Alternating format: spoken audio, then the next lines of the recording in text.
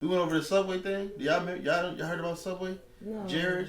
Yeah. Fresh? Yeah. So I think we went over this not too long ago. Yeah. So, wow, it's so crazy. Putting your face in front of your company's like Flow, Progressive, right. and Yeah. Allspace stands are you in Yeah. good hands. It's important as hell. Yeah. When Subway lost Jared to that molestation thing that he went through or whatever, they lost $360 million their first year. Wow. Yeah. Their very first year. There's a face in front of that company. They lost three. You can't tell me that's not powerful.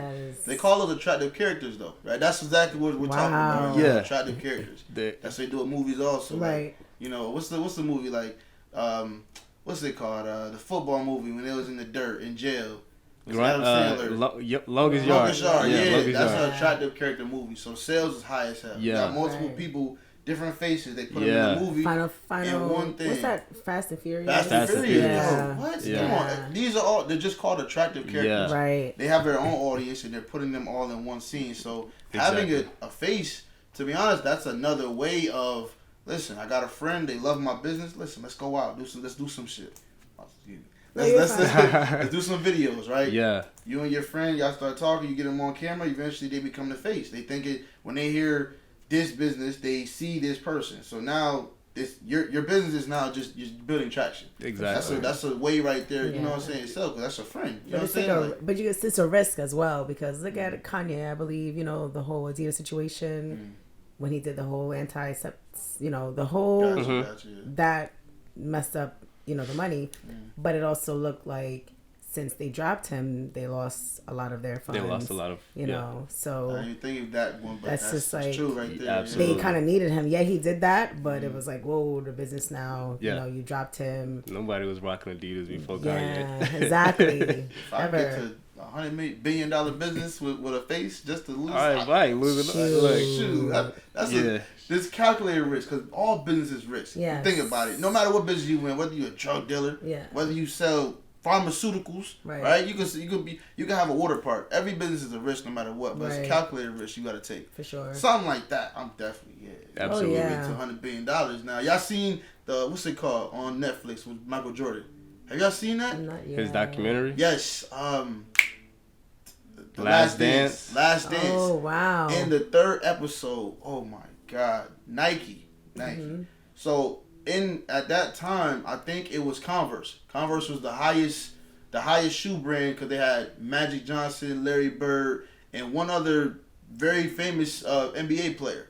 The Converse was. Nike was like, listen, Michael Jordan is a rookie, right? He's a rookie. They're like, yo, we hope to make $3 million in the 5th year of having him as a face. They ended up making $162 million in the first year. Crazy, right? But that's the risk you're taking by putting someone who's known. The more known they are, the more clean they are, the less of a risk. So you gotta always know your risk factor. For sure. You got a low risk factor. You definitely gonna be able to do something. But that's important. And that's to back it up. As a small business owner, you may not have an individual or an influence, we'll call them, that has a strong presence. Because once you go into like affiliate marketing or influencer marketing, these influencers, they already have brands that they're representing and they may cost, more than what you have to budget.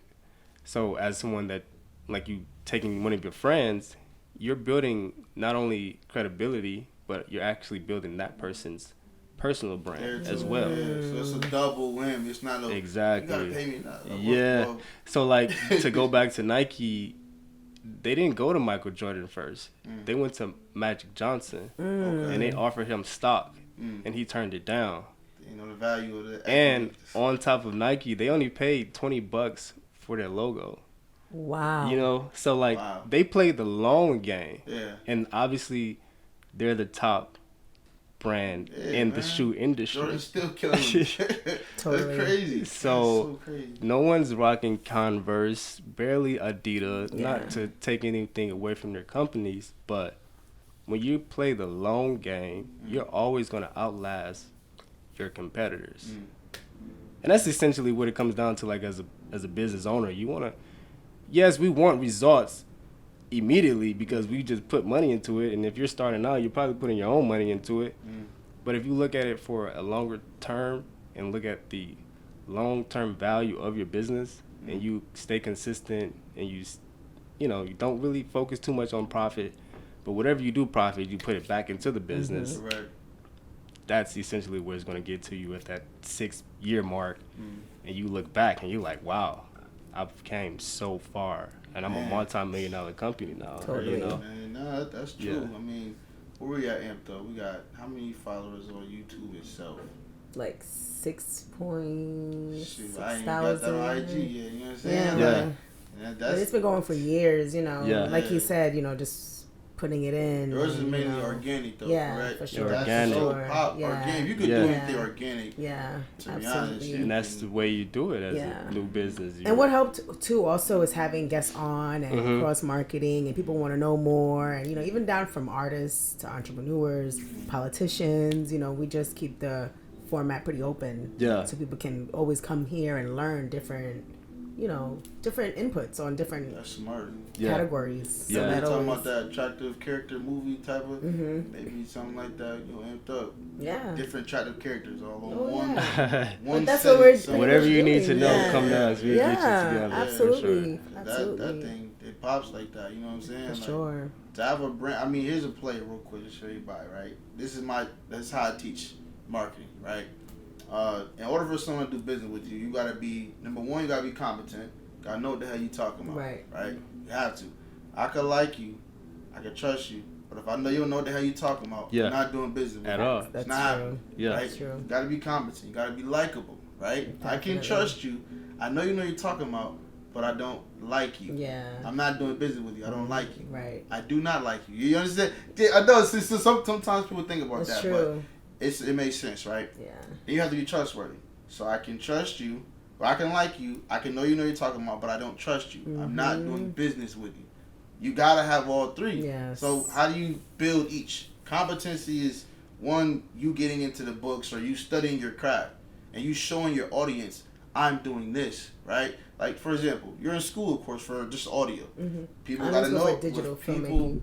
You see what that's so powerful. Yeah. People know about those type of backgrounds, and then you're also in the business of that. They trust you more, so you're building your competency there. Right? Trust. They trust you already because you're known already, right? You're known. You're already. Trust is more so testimonial wise. Like people know I've done this already for them. I've already done this. What's my portfolio look like? That's where my trust is built, right? Yes. Likability is personality, of course. If you're someone that's, some people may have a real prolific personality like myself, right? Where it's like, okay, well, are you this community or are you this community? Okay, well, I rock with this community. Okay, well, you're not open. Why is that? I'm prolific, right? So that type of, that audience, they like me. So I've got my competency, I'm trustworthy, and I'm likable in a specific, that audience will blow from there. For sure. That's the play, you know what I'm saying, for when it comes to organic marketing with no money down. That right there is what I always teach. Absolutely. Absolutely. Personality is key. Number one, consistency is key, and knowing what you're talking about. So if you call yourself an expert, you have to be an expert. And with anything, people are going to come to you to see how knowledgeable you are in your expertise. Right. So if you're with marketing, this is what people always tell me. I know how to market. They just don't have the time to do it. And then that's big. That is true. That's so big. So, that is true. But then you get to asking them like, so what psychological triggers would you add into this ad for this reaction? And what would you say? You'd be like, what are you talking about? You're going to think about it. But however, those things matter. Like, even when it comes to the act, like we're going to talk about ads right now. When you see ads online, typically what do you do? Either scroll right past it or it depends. So what it depends on though? Like, it depends on how it controls my emotions, I guess. Exactly. Yeah. So how does it control this person's emotion? Now, every ad isn't for you. It's for somebody it's for. You know what I mean? So you may see an ad, and every time I see an ad that's not for me, I'm like, somebody's doing advertising wrong because they're targeting the wrong audience. Correct. That's how it is, yeah. And that's me giving my value to people that tells me I know how to market. And I'm like, that's the type of information people look for when they're like consulting with you. And that's really like major, especially for like new businesses, is because they may think marketing could be anything. But I mean, you can put out a video of you just talking to the camera. But how many of those videos do you swipe past? You know? So like, you can't. Like, you got to understand what really works. It needs to have substance, for sure. Exactly. I love talking about marketing. I do because it's not gonna lie. I've been doing it for years now. At this point, you're a marketer. Everyone in business they market. So you gotta love marketing yourself to really have your business flowing. You know what I'm saying? You got to. For my lifestyle to be taken care of, I gotta market tremendously. I have to, or pay the right individuals to market for me. Because the lifestyle I want to be able to wake up every day. One day, get on jet skis. Right. Yes. One day I want to go rock climbing. One day I want to go camping. Every day I want something different. So in order to do that, one, I gotta hustle, or I pay someone to hustle for me. Right. But in my instance, I hustle first. Then I utilize what I got from my hustling to have someone else hustle for me. Correct. So that's why I always say, listen, get into it like this. Competency, trust, likability. Now, how do you measure your results? Is the next part, right? Messages. I was watching this on another podcast, Social Proof, that I sent to you one time, right? He was like, yo, the way you measure your results is what type of messages are you getting on a daily basis, right? Like, if you look at my inbox right now, every last message is about one thing and one thing only, taxes, right? Because we're in tax time. Correct. So all messages, taxes, what do I do, what do I do, what do I do?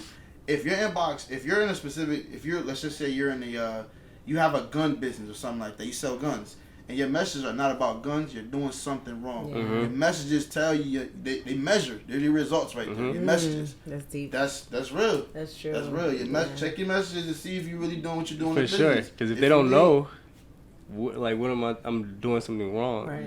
So like that's why I like to stay on course, because you want to be purposeful. And if you're talking about so many different things, like, no one knows what you're talking about. Correct. So like you said, like, that's a good way to put it, is if someone comes to you and it's always about the same thing, you know that they know what you do. That's how you measure it, man. He said that, I'm like, same thing. I'm like, yo, that's, wow, I didn't notice that, but that's exactly what it is, right? That's crazy as hell. But no, I mean, marketing that's everything.